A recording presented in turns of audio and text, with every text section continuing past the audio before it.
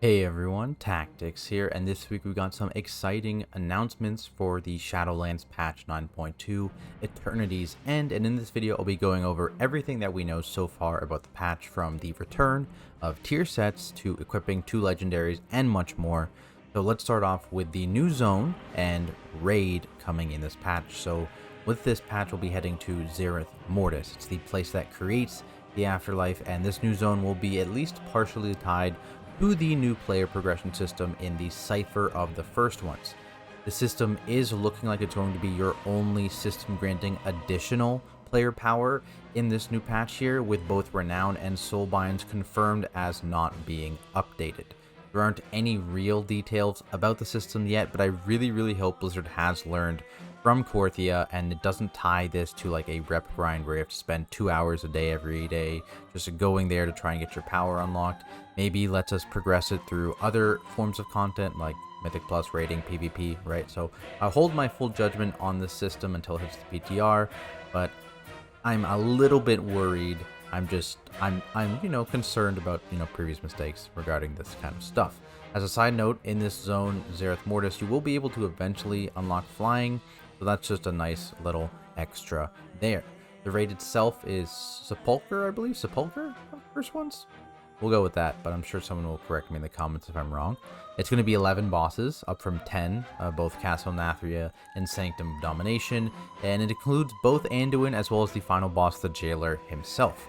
The opening of the raid is also going to be a little bit staggered here, which is different than they've done a lot of raids in the past now, with the first 8 ending with Anduin himself being available on normal and heroic in the second week of the patch, and then the remaining 3 bosses in the raid opening alongside mythic in the third week. Is an interesting choice for sure, has a lot of potential repercussions for mostly top end players, doesn't really affect everyone else, so really I have no problems with this at all, and worst case it's just like a slight change of pace for pretty much all players, including myself.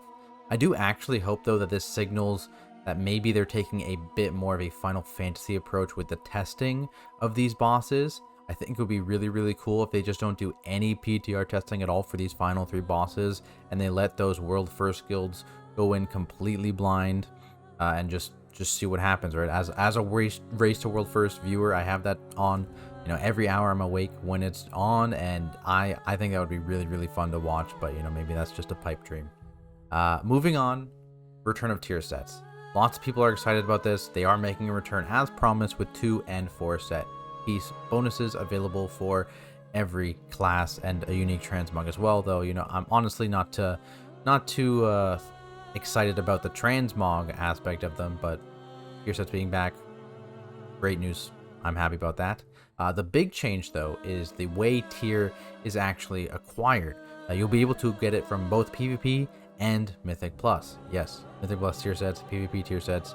You'll be able to get this new currency through these forms of content as well as rating, and you can use a new Forge of Creation thing we'll find in Zereth Mortis, I'm sure.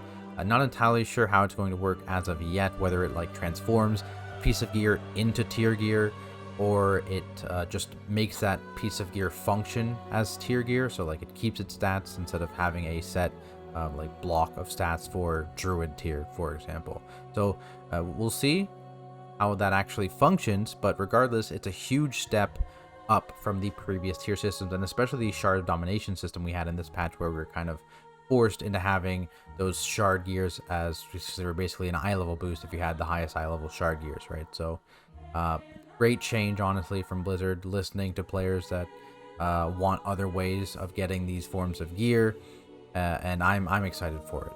The devs have also said that this system will function as bad luck protection for raiders, of course, right? They'll be able to get this currency as well and fill out any tier gear they may be missing after doing raids for a long time.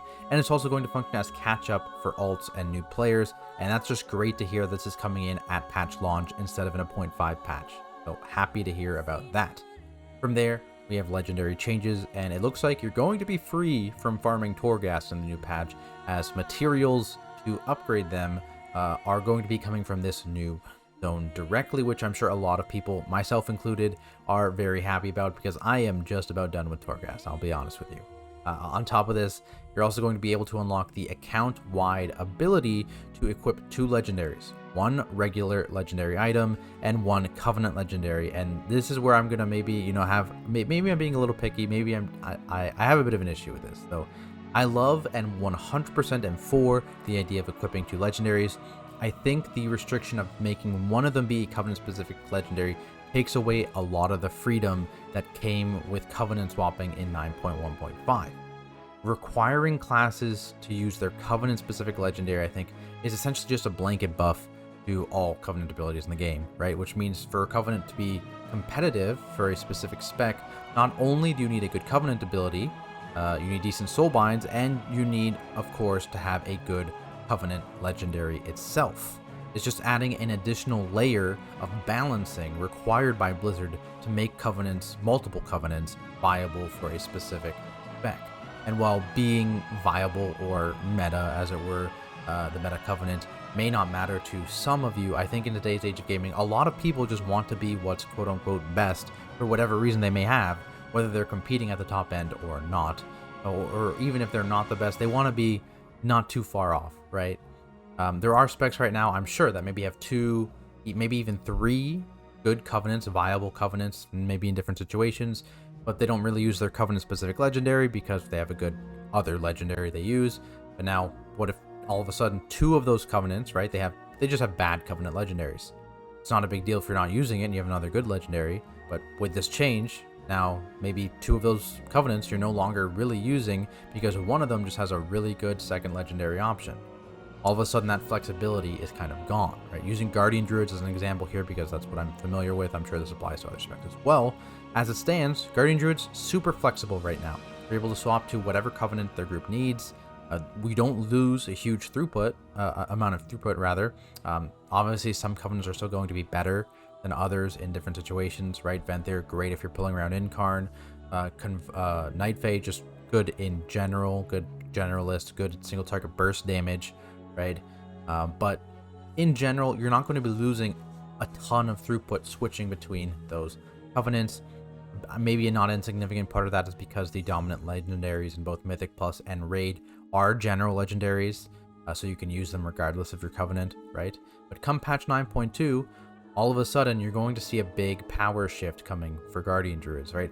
Necrolord Druids in particular, they just have a terrible option, right? Your Swarm has a 60% chance to do something in multi-target scenarios only, versus something like Kyrian Bear, who are giving you a ton of secondary stats to both yourself and your bond target, and is something they already sometimes use in raiding situations, right? All of a sudden they're going to be able to use that in all forms of content with those really strong Raider Mythic Plus legendaries at the same time.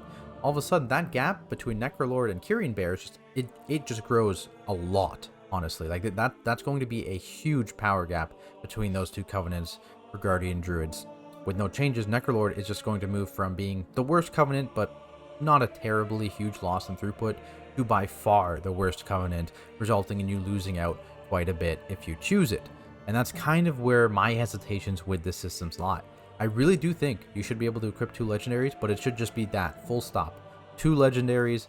Whether you want to try Covenant Legendary, you want to try other combinations out, not only is that less restricting, it's way more fun and interesting to everyone involved, right? Just think about all the potential combos you can have, and you aren't forced to have both a good Covenant ability and Legendary for a Covenant to be viable, right? That's just my 2 cents on the topic, though. As always, I would love to hear what you guys think. Do you think I'm right? Do you think I'm way off base with this one? Let me know down in the comments below. And let me hear your opinions on the rest of the stuff coming in patch 9.2. Are you excited for it? I am definitely still excited for it. Just a little bit reserved, I think I would say. That's going to be it for this video, though. But I will be covering the rest of the 9.2 stuff as it comes up on the PTR. So be sure to like the video and subscribe to the channel to keep up to date with all those new things. You can also check me out on Twitch over at Tactics, where I stream high keys and mythic rating from a Guardian Druid POV. That's all for now, though. So thank you guys so much for watching, and I will see you in the next video.